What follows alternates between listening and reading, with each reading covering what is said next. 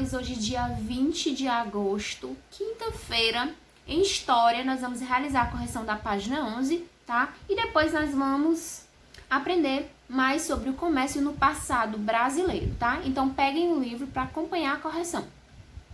Na seção Eu Faço História, diz o seguinte: até os dias atuais, as especiarias fazem parte da culinária de diversos países, inclusive do Brasil. Sobre esse assunto, respondo as questões a seguir. Essas questões, gente, são todas pessoais, tá bom? Só vou fazer a leitura aqui, ó. Em sua casa são usadas especiarias como as mostradas anteriormente? Então, a resposta é pessoal, tá? Na letra B, pergunte a um de seus familiares se ele usa alguma especiaria nos pratos que prepara. No caderno, registre o nome das receitas e da especiaria. E na letra C, você conhece essas receitas? Conte à turma de qual você mais gosta. Então, como eu disse, são respostas pessoais, tá? Então, aqui a gente vai para as atividades agora, as 3 questõezinhas. Tá bom, gente? Ó, a primeira questão diz assim: há aproximadamente 600 anos, os europeus começaram a viajar longas distâncias pelos oceanos. O que eles buscavam nessas viagens? Então, os europeus, eles buscavam encontrar um caminho marítimo, né, para chegar às Índias. Nessa região, eles pretendiam, né, comprar especiarias que eram produtos, né, muito desejados, né, na Europa. Na segunda questão diz assim: quais eram as dificuldades encontradas pelos navegadores europeus nessa época? Então, como eu falei na explicaçãozinha de ontem, né, as dificuldades eram as seguintes questões. As embarcações eram frágeis e também pouco espaçosas. Os trajetos, né, feitos por eles demoravam meses e a comida também acabava rápido, né, a água também acabava. E também, além disso, né, eles acreditavam que existiam monstros habitando ali os oceanos. Certo? Então, essa é a resposta da segunda. A terceira questão diz assim: com as navegações, os viajantes europeus conheceram um novo continente. Pinte de verde, né, o quadrinho em que consta o nome dele. Então, foi a Europa? Foi a América? Foi a África? Então, o novo continente que eles conheceram foi a América, né? Quando eles foram ali, né, fazer o percurso, né, para ir para as Índias, eles, né, desviaram a rota e acabaram chegando na América, né, nas terras que hoje nós conhecemos como Brasil, certo? Então, gente, desde que os portugueses eles chegaram no nosso território, né, onde é o Brasil agora na atualidade, diversos tipos de trocas comerciais foram realizadas. Então, agora nós vamos aprender mais sobre essa história, né? Sobre essas trocas comerciais, esse comércio no passado. Então, gente, as primeiras trocas comerciais, elas aconteceram após a chegada dos portugueses. E essas trocas, elas ocorreram com os indígenas, né? Que ali habitavam. Então, os portugueses, eles se interessaram por uma árvore, né? Muito famosa, chamada pau-brasil. E o pau-brasil, ele existia em grande quantidade, né, nesse novo território, no território chamado Brasil.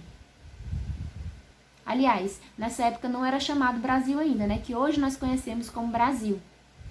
Então, essa árvore que tem o interior do tronco avermelhado, como nós já sabemos, ela era usada para tingir tecidos, né, e que o nosso país, né, ele recebeu esse nome de Brasil por causa dessa árvore. Então, gente, os indígenas, né, que habitavam o litoral, eles cortavam e carregavam os troncos de pau-brasil. E eles levavam esses troncos até as embarcações portuguesas. E essas embarcações, elas transportavam, né, esses troncos para a Europa. E em troca de tudo isso, né, em troca desse trabalho, os indígenas, eles recebiam objetos como espelhos, pentes, facas, dentre outros objetos, né? Ou seja, eles realizavam ali uma espécie de escambo, né? Realizavam escambo. Então, gente, a partir de 1530, Como a gente já estudou, a gente viu que os povos africanos, eles foram trazidos para o Brasil e foram escravizados por aproximadamente 350 anos. Então, muitos desses escravizados trabalhavam como comerciantes. Nas vilas e nas cidades, eles vendiam produtos como cestas, né, frutos, verduras, doces, animais, dentre outros, né, entre outras coisas. E esses escravos, eles eram chamados de escravos de ganhos. E eles eram obrigados a entregar a seus senhores, né, ou seja, aos seus donos, a maior parte do dinheiro ali que eles recebiam, né, das vendas. Então, com o sonho, né, de comprar alforria, muitos desses escravizados, eles guardavam ali, né, a pequena parte do dinheiro que sobrava para eles, para poder comprar, né, futuramente sua alforria. Para quem não sabe, a alforria é a liberdade, tá? Então, eles tinham o sonho de comprar sua própria liberdade. Então, eles ali guardavam seus trocados. Há pouco mais de 300 anos, um grupo de trabalhadores se tornou muito importantes para o transporte de mercadorias. Nas terras brasileiras, esses trabalhadores eram chamados de tropeiros. Então, os tropeiros, eles viajavam em grupos e montados em animais ou a pé.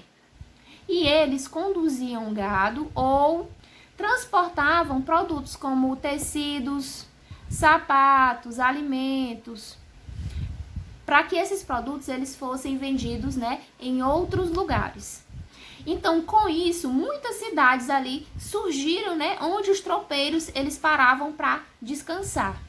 Então, os lugares que surgiram, né, quando eles paravam para descansar e alimentar os animais, foram, por exemplo, cidades como São Paulo, Taubaté, Paraná, né? Essas 3 cidades são exemplos dessas cidades que surgiram. Já na época dos engenhos coloniais, há mais de 300 anos, os mascates, né? Os mascates eram vendedores muito comuns no Brasil. Então, os mascates, eles viajavam por várias cidades ali vendendo produtos. Já os caixeiros viajantes, o caixeiro viajante era um tipo de vendedor muito comum há mais de 100 anos. Esse trabalhador, gente, ele não levava nenhum produto nas viagens, e sim listas com nomes de mercadorias que poderia vender. Então, assim, as pessoas, elas escolhiam o que elas queriam, elas encomendavam o produto e aí depois elas recebiam esse produto em casa. Nos dias de hoje, existem trabalhadores que têm trabalhos, né, parecidos, trabalhos similares aos dos mascates, que são os ambulantes que vendem diferentes produtos nas cidades. Então, por isso, esses vendedores, né, que são chamados de ambulantes, eles são chamados de ambulantes porque eles não têm uma loja, eles não têm um local fixo, né, para fazer suas vendas. Também existem vendedores, né, que realizam trabalhos similares, parecidos com o dos caixeiros viajantes, que são aqueles comerciantes que vendem produtos por meio de catálogos.